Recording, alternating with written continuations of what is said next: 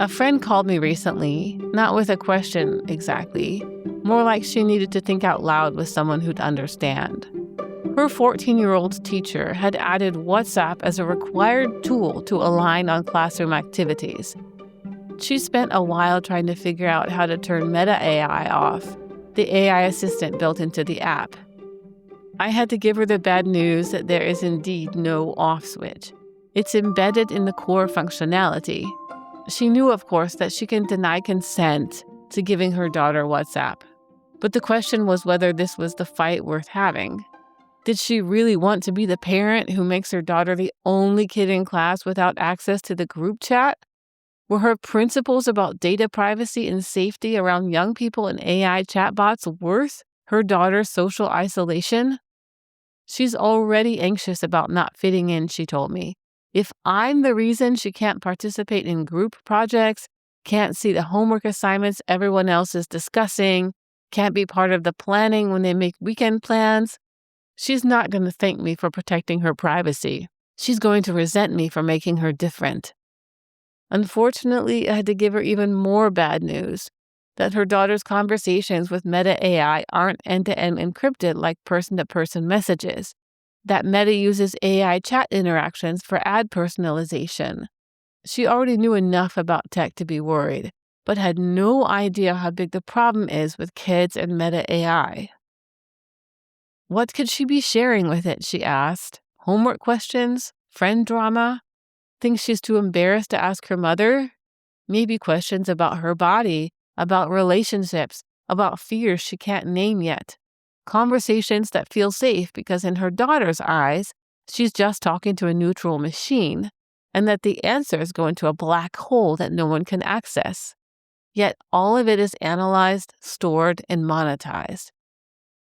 I can tell no to the school, she said again, but then what? My daughter becomes the problem child whose mother won't cooperate. She's the one who suffers. She's the one who gets excluded. And she'll know it's because of me. I could hear her trying to do the math. Which harm is worse? The surveillance and manipulation she can see coming, or the social cost her daughter will pay for her mother's refusal? Would she be strong enough to say no? Honestly not, and I could understand her. What she did want, however, was acknowledgement of how tough the situation is that she's in. All of this is part of a much larger structural problem. When a platform becomes functionally mandatory for education or work, consent ceases to be an act of autonomy and becomes a performance of compliance. Parents know they can say no. They just also know that saying no will cost their children. Digital consent frameworks are failing, not because the regulations don't exist, but because they assume a choice that in the real world no longer exists. I have a daughter. I work on accountability infrastructure for AI systems. I spend my days analyzing how platforms exploit data, how consent frameworks fail, and how surveillance gets normalized.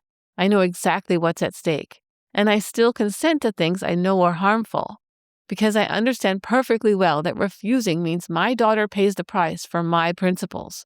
When her school recently gave an assignment to create an email address, despite her being way too young to need one for any practical reason, I knew exactly what was at stake and what can go wrong if children are given uncontrolled access to the online world. I even put up a fight with the school, saying that they legally can't give an assignment like this, basically forcing a child to open an email account. The response I got back? Of course, this assignment should only be done if the parents consent to creating the email. You can choose not to create one. Okay, fine. But what if I'm the only parent that doesn't do it? What position does that put my daughter in? Why were we put in this position in the first place? I'm telling you because if someone who does this work for a living still feels they have no choice, the system isn't working. The frustration I hear from parents around the world isn't about not understanding the technology. It's about understanding it perfectly and realizing that understanding changes nothing. It's easy to blame the school or blame the platform, but the issue isn't about individual institutional decisions. It's about the architecture of voluntary, mandatory adoption. Schools choose tools for operational efficiency. WhatsApp is already installed on most students' devices. Parents recognize it. The interface is familiar. The adoption friction is low. These are legitimate considerations when coordinating communication for 30 families. The problem is that platforms don't arrive as neutral tools. They come bundled with features users don't request, business models users don't negotiate, features that change over time, and data practices users can't modify. When Meta integrated AI into WhatsApp, existing users didn't consent to that feature addition. The AI simply appeared in their installation, embedded in the search bar, ready to engage. My friend's daughter didn't realize the AI was collecting her conversations until her mother asked her about it. I thought it was just like talking to Siri, she said. She's 14. She shouldn't need a degree in privacy law to understand what's happening to her data when she's doing work for school. We're trapped in a loop where responsibility shifts at every layer. The school says they didn't design the app and can't afford anything else. The platform says the user agreed to the terms, and the parent is left with a choice that is actually an ultimatum. Consent to the data collection and giving your child access to an AI chatbot that could easily be used for much more personal and dangerous things than just homework help, or accept your child's educational isolation. The consent framework asks whether permission was obtained. It doesn't ask whether refusal was viable. There are various regulatory frameworks in Europe and the US, GDPR, COPPA, the Digital Services Act. They all share a single flawed assumption. They assume that refusal doesn't carry a prohibitive cost, that the user is truly empowered to say no. But when refusal means losing access to your classroom, your professional network, your job, the framework remains intact while the choice disappears. A mother in my community refused to sign the consent form for her son's school laptop program. She understood the data collection. She understood the monitoring software, and she said no. The school told her fine, but her son would need to complete all his assignments on paper while the rest of the class worked digitally. Within 2 weeks, he was behind. The teacher didn't have time to create parallel assignments. The other kids started asking why he wasn't in their group projects. He begged his mother to let him have the laptop. In the end, she signed the form. She told me like she had failed him twice. Once by exposing him to surveillance she knew was harmful, and once by making him the outsider first. The consent framework treats this as a choice. The child experiences it as exclusion. Legal analysis of school technology adoption reveals that the 3 requirements for valid consent are systematically violated in institutional settings. For consent to be valid, it must be voluntary, informed, and authorized.